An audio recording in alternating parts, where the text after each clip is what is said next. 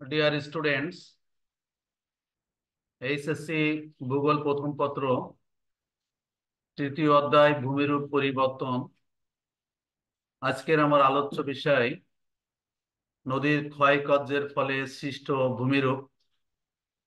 এখানে বিষয়টা হচ্ছে যে নদীর ক্ষয়কার্যের ফলে সৃষ্ট ভূমিরূপ, এখানে অনেকগুলো ভূমিরূপ আছে। নদীর পার্বত্য অঞ্চলে এগুলো সৃষ্টি হয়ে থাকে। সেই জন্য আমি এগুলা একটু ভাগ করে ক্লাস নিব।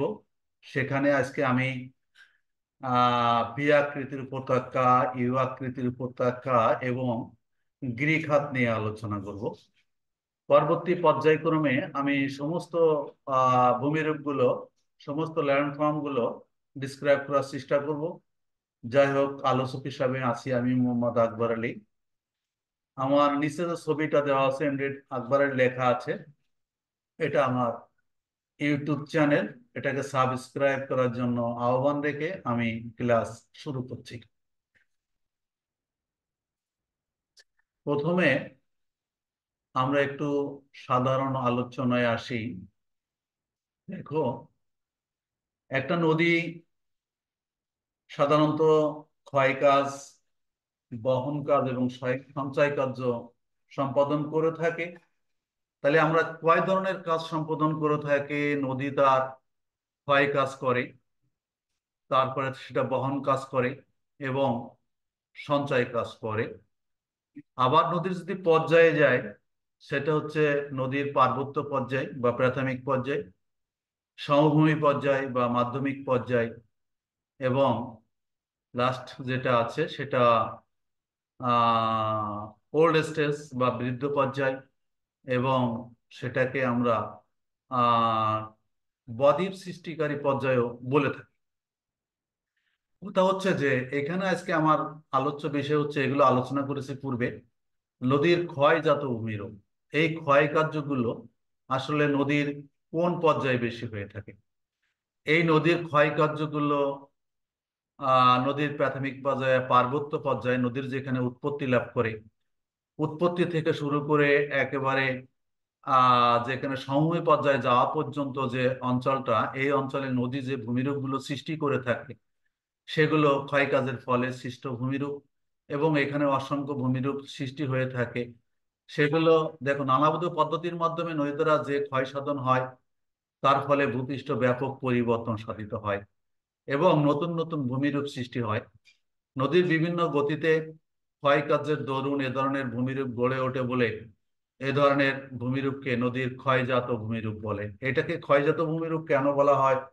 এটা হচ্ছে নদীর ক্ষয়কার্যের ফলেই সাধারণত এই ভূমিরূপগুলো গড়ে ওঠে। এর জন্য একে নদীর ক্ষয়জাত ভূমিরূপ বলা হয়। যে ভূমিরূপের সৃষ্টি হয় সেগুলো আমি একটু তালিকা দেওয়ার চেষ্টা করেছি। আমাদের তোমাদেরকে এটা মনে রাখা দরকার যে আমার যে কোনো জিনিসকে সহজ করে নেওয়ার জন্য, এটাকে মনে রাখার জন্য, এখান থেকে তো প্রশ্ন প্রত্যেক বছর এইচএসসি তো হয়ে থাকে এবং সাধারণত চিত্র দিয়ে প্রশ্ন হয়। এখানে দেখো যে নদীর ক্ষয়জাত ভূমিরূপ। নদীর ক্ষয়জাত ভূমিরূপ এক নজরে আমাদের যদি মনে রাখতে পারি, এগুলা আগে নামগুলো মুখস্থ করে নেবা, না আগে নামগুলো মনে রেখে তারপরে একটা একটা করে বিবরণে আসবা। এক নম্বর হচ্ছে ভি আকৃতির উপত্যকা, দুই ইউ আকৃতির উপত্যকা, গিরিখাত, ক্যানিয়ন, তারপরে হচ্ছে মন্তকূপ বা বর্তুলাকার গর্ত, আবদ্ধ শৈলশিরা, খরস্রোত বা ক্যাসকেড, জলপ্রপাত, নদীমঞ্চ, নদী সোপান, স্বাভাবিক জলধারা, ঝুলন্ত উপত্যকা, নদী প্রপাত, মেন্ডার বা নদীবাঁধ, প্রাকৃতিক বাঁধ, গিরি সংকট। এই যে এখানে আমি এ বাদেও আরো কিছু কিছু ভূমিরূপ তৈরি করে থাকে এই ক্ষয়কাজের ফলে, সেগুলো নাই আসলাম। এখানে এই 14টা ভূমিরূপ সম্পর্কে আমি আলোচনা করার চেষ্টা করব, কিন্তু আজকে আমার আলোচ্য বিষয় হবে যে ভি আকৃতির উপত্যকা, ইউ আকৃতির উপত্যকা এবং গিরিখাত সম্পর্কে। তাহলে আমি আলোচনায় আসি। প্রথমে ভি আকৃতির উপত্যকা। ভি আকৃতির উপত্যকা বলতে আমরা কি বুঝি সেটা আগে আলোচনায় আসতে হবে, যে ভি আকৃতির উপত্যকাটা কি। পার্বত্য অঞ্চলের শিলা অপেক্ষাকৃত কঠিন, অথচ যেখানে নদীর স্রোতের বেগ সবচেয়ে বেশি, এই অবস্থায় নদীর পার্শ্বক্ষয়ের তুলনায় তলদেশের ক্ষয় সাধন অধিক করে থাকে। এরূপে ক্রমশ নদীর তলদেশ ক্ষয় হতে হতে নদীখাত ইংরেজি ভি আকারের ভূ আকারের ন্যায় হয়। এইরূপ নদীখাত বা উপত্যকাকে ভি আকৃতির উপত্যকা, ভি আকৃতির নদীখাত বা উপত্যকা বলা হয়ে থাকে।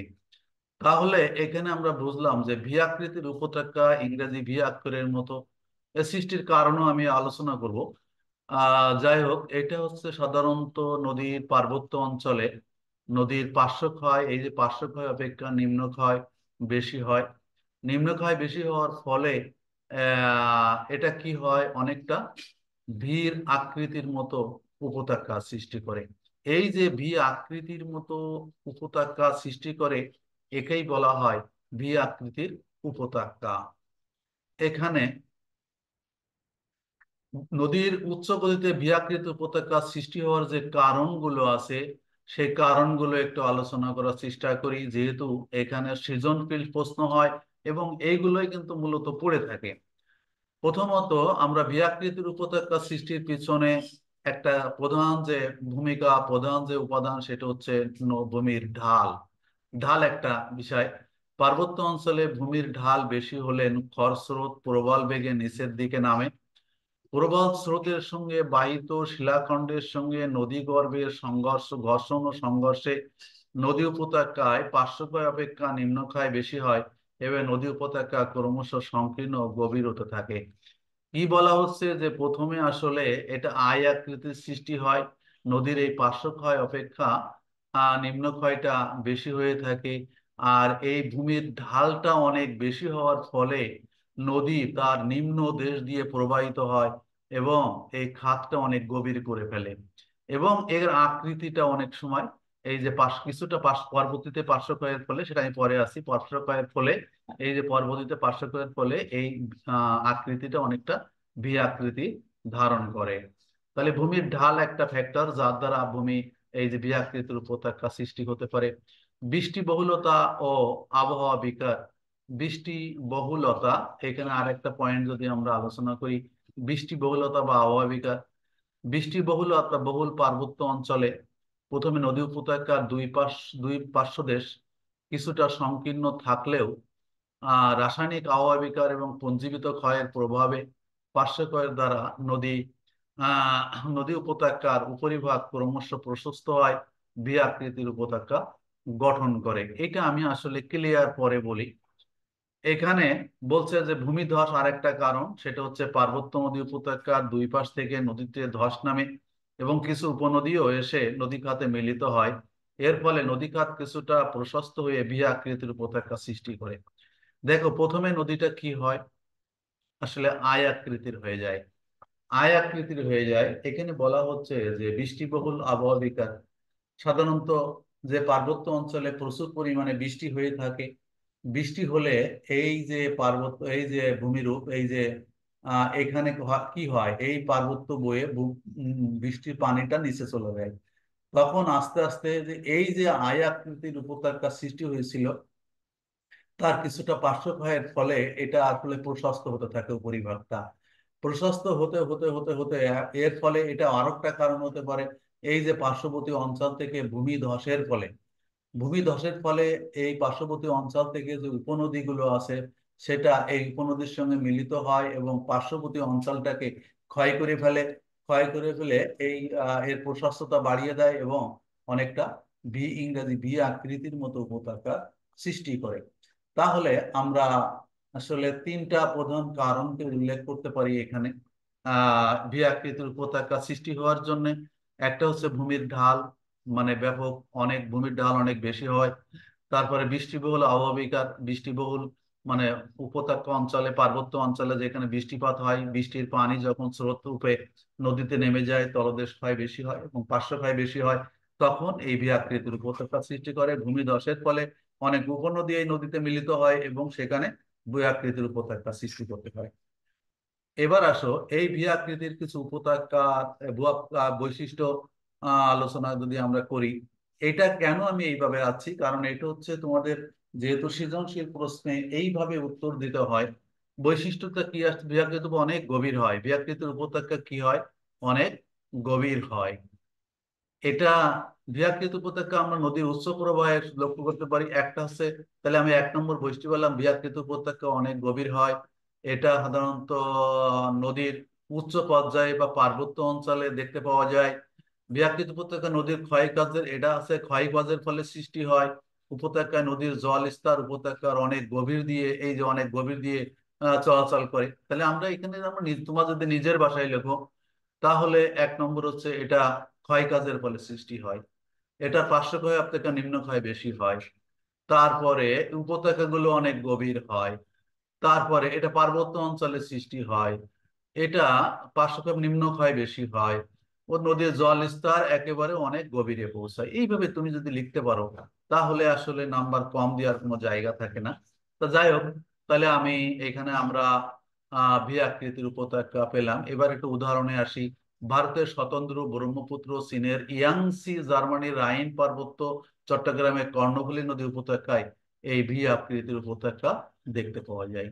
তো যাই হোক, পরবর্তীতে আমি আসি। এরপরে আসো ইউ আকৃতির উপত্যকা। এটাও ঠিক একই ধরনের। ইউ আকৃতির উপত্যকাও কিন্তু নদীর ক্ষয়কার্যের ফলে সৃষ্টি হয়ে থাকে। পার্বত্য অঞ্চলের কোনো কোনো নদীতে নিম্নক্ষয় অপেক্ষা পার্শ্বক্ষয় বেশি হয়। ফলে নদীখাত বা উপত্যকাটি ধীরে ধীরে ইংরেজি ইউ অক্ষরের মতো আকৃতি লাভ করে। এর উপত্যকা বা নদী খাতকে ইউ আকৃতির খাত বা উপত্যকা বলা হয় ইউ শেপড ভ্যালি। এখানে একটা চিত্র দেওয়া আছে। আমরা এখানে কি বুঝলাম, যে নদীর খাতটা যদি ঠিক এইরকম হয়ে যেত, তাহলে সেটা বি আকৃতির হতো। তখন বি আকৃতির, এই বি আকৃতির পর্ববর্তী অবস্থায় কিন্তু এটা হয় তখন যখন নদীর এই পার্শ্বক্ষয়টা বেড়ে যায়। তখন দেখা যায় কি, যে নদীর এই ঢালটা কমে যায় এবং নদীর তলদেশ অনেকটা প্রশস্ত হয়। নদীর তলদেশ যখন প্রশস্ত হয় তখন কিন্তু তখন ভি আকৃতি না হয়ে এইটা হয়ে যায় অনেকটা ইউ আকৃতির। ভি আকৃতির সেই উপত্যকাটাই একসময় কি হয়ে যায়, ইউ আকৃতির উপত্যকায় পরিণত হয়। তাহলে এই ধরনের যে আকৃতি বিশিষ্ট যে উপত্যকা তৈরি হয়, সেটাই কিন্তু আমরা ভি আকৃতির উপত্যকা বলতে পারি। এবার আছে ইউ আকৃতি উপত্যকা বা হিমদ্রোণী। এখানে কিন্তু আরেকটা কথা আছে, হিমদ্রোণী অনেকের সময় প্রশ্ন আসে, হিমদ্রোণী বলতে কি বোঝায়, সেই কথাটাই আমি এখানে আলোচনা করব। পার্বত্য অঞ্চলে নদী উপত্যকা ধরে হিমবাহ প্রবাহিত হওয়ার সময় একই সঙ্গে পার্শ্বক্ষয় ও নিম্নক্ষয় করতে থাকে। ফলে এটি ইউ আকৃতি বিশিষ্ট উপত্যকায় পরিণত হয়। উপত্যকার তলদেশ খুব চওড়া ও গভীর, পার্শ্বদেশ খুব খাড়া ও মসৃণ হয়, একে হিমদ্রোণী বলে। এখানে বলা হচ্ছে যে এই যে ইউ আকৃতির উপত্যকা, এটা যদি হিমবাহ হয়, এখানে বরফখণ্ড এই পার্শ্ব দিয়ে প্রবাহিত হতে থাকে, তাহলে এটা দেখা যায় যে নিম্নক্ষয় অপেক্ষা তখন পার্শ্বক্ষয়টা বেশি করতে থাকে। তখন যে উপত্যকার ইউ আকৃতির উপত্যকা সৃষ্টি হয়, এই হিম হিমবাহের ফলে এই ইউ আকৃতির উপত্যকাটা সৃষ্টি হয়েছে। এই জন্য একে হিমদ্রোণীয় বলা হয়ে থাকে। যাই হোক, হিমদ্রোণীয় বুঝলাম, ইউ আকৃতির উপত্যকা বুঝলাম। এবার আসো গর্জ বা গিরিখাত। গর্জ বা গিরিখাত, আমার এই তিনটাই কিন্তু আজকে আলোচ্য বিষয়। গর্জ বা গিরিখাত সম্পর্কে একটু আলোচনা করি। আসলে আমরা যে দুইটা বিষয়ে আলোচনা করলাম, বি আকৃতির উপত্যকা এবং ইউ আকৃতির উপত্যকা, এগুলো কিন্তু সবই আসলে গিরিখাত। সেটা হচ্ছে কিছুটা বেশি গভীর আর কিছুটা গভীর কত কম। গিরিখাতটা কি, পার্বত্য অঞ্চলে কোনো কোনো নদীতে পার্শ্বক্ষয় না হয়ে শুধুমাত্র নদীর তলদেশ ক্ষয় হয়ে থাকে, এতে নদী খাত ক্রমশ গভীর সংকীর্ণ হয়। এরূপ ক্ষেত্রে নদী খাতের পানি নদীর অনেক তলদেশ দিয়ে প্রবাহিত হয়। তা এটা গিরিখাতটা কি হয়, অনেক সময় দেখা যায় যে এই পার্শ্ব ক্ষয় না হয়ে নিম্ন ক্ষয়টা নদীর বেশি হয়। তখন নদীর যে জল, নদীর যে পানি, নদীর যে প্রবাহ নদীর একেবারে নিম্নদের দিয়ে প্রবাহিত হয় এবং এই নদীর গভীরটা এটা সংকীর্ণ হয় এবং গভীরতা খাতটা অনেক নিম্নে চলে যায়। একেই কিন্তু আসলে নদী খাত বলা হয়। গর্জ বা গিরিখাত, গিরি মানে পর্বতের যে খাত, পর্বত খাত গিরিখাত, এই যে গিরিখাত বলা হয় এটাই। বৃহৎকৃতির উপত্যকারই এটা রূপ। তারপর হচ্ছে এই যে গিরিখাত আবরণ, যদি আরেকটা সংজ্ঞা দেওয়ার চেষ্টা করি, সেখানে কি কি বলতে পারি আমরা, বলতে পারি যে আকৃতির নদী উপত্যকা ক্রমশ খুব গভীর ও তীর বেগ খুব খাড়াই হলে তাকে গিরিখাত বা জর্জ বলা হয়। তো যাই হোক, এই যে এটা বলা হলো। এবার আমি একটু দ্রুতই আসি।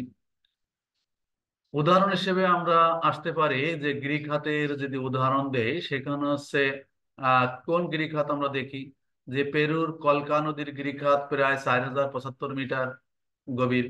নেপালের কালীগণ্ড কি নদীর গ্রিক হাত অংশবিশেষ 5000 মিটারের বেশি গভীর। চীনের ইসাং নদীর গ্রিক হাত সবচেয়ে বড় গ্রিক হাত, যেটা স্বতন্ত্র নদীর গ্রিক হাত তিব্বত থেকে ভারতে প্রবেশ করার সময় প্রায় 5000 মিটার। আলসপের রাইন ও রোন নদীর গিরিখাত প্রভৃতি এর প্রকৃষ্ট। এখানে একটা গিরিখাতের চিত্র দেওয়া আছে, দেখো গিরিখাতের কত উঁচু দিয়ে এই যে পর্বত, এই যে গিরিগুলা, এর মাঝে যে খাতটা চলে গেছে, এইটাই এটাই কিন্তু আসলে চীনের সেই ইসাং নদী এর গিরিখাতকে এখানে দেখানো হয়েছে। এই যে গ্রিক হাতের আমরা কিছু গুরুত্বপূর্ণ বৈশিষ্ট্য আলোচনা করতে পারি। সেই গ্রিক হাতের বৈশিষ্ট্যগুলো কি কি? গ্রিক হাত মূলত নদীর ঊর্ধ্বপ্রবাহ পার্বত্য প্রবাহে গড়ে ওঠে। এই যে গ্রিক হাতগুলো পার্বত্য প্রবাহের সৃষ্টি হওয়া গ্রিক হাত। গ্রিক হাত খুবই গভীর সংকীর্ণ প্রকৃতির হয়, যেটা আমরা সংজ্ঞার ভিতরে বলেছি। গ্রিক হাতের দুই পাশের দেওয়াল শিলা গঠিত এবং খাড়ায় আকৃতি হয়। এই শিলা গঠিত হয় এবং কঠিন শিলায় গঠিত হয় এবং অনেকটা খাড়া হয়। ভি আকৃতির উপত্যকাটা তো অনেকটা ভি এর মতো, মানে 500 কয়টা কিছুটা হয়, কিন্তু এখানে অনেকটা খাড়া হয়। মূলত আর্দ্র জলবহুল অঞ্চলে এই অঞ্চলের সৃষ্টি হয়। ভি আকৃতির নদী উপত্যকায় ক্রমশ আরো গভীর ও খাড়ায় হয়ে গিরিখাতের রূপ নেয়। ভি আকৃতির উপত্যকাটা আরো যদি গভীর হয়ে যায়, সেটাই কিন্তু এক সময় এই গিরিখাতের রূপ নেয়। তাহলে আমরা এখানে কিন্তু 1 2 3 4 5টাও বৈশিষ্ট্য আমরা আলোচনা করলাম। আরো কিছু বৈশিষ্ট্য নিয়ে আলোচনা করা যায়। আবহাওয়া বিকার, এটা কি বলা হচ্ছে যে আবহাওয়া বিকার দ্বারা, আবহাওয়া বিকার মানে বিচূর্ণী ভবন যেটাকে বলা হয়, আবহাওয়া বিকার দ্বারা নদী উপত্যকার উভয় পার্শ্বস্থ ঢালের ক্ষয়ক্ষতি যখন নদীর দ্রুত নিম্নক্ষয়ের সাথে সামঞ্জস্য রাখতে পারে না, তখন নদীর গিরিখাত সৃষ্টি হয়। সামঞ্জস্য রাখতে পারে না, তখনই নদীর গিরিখাতের সৃষ্টি হয়। আবার ভূঅন্দরণের ফলে যদি কোনো অঞ্চল উত্থিত হয়, তবে সেই অঞ্চল নদী পুনর্যৌবন লাভ করে তার প্রধান উপত্যকাকে আর গভীরভাবে ক্ষয় করে সুগভীর গিরিখাত গঠন করে থাকে।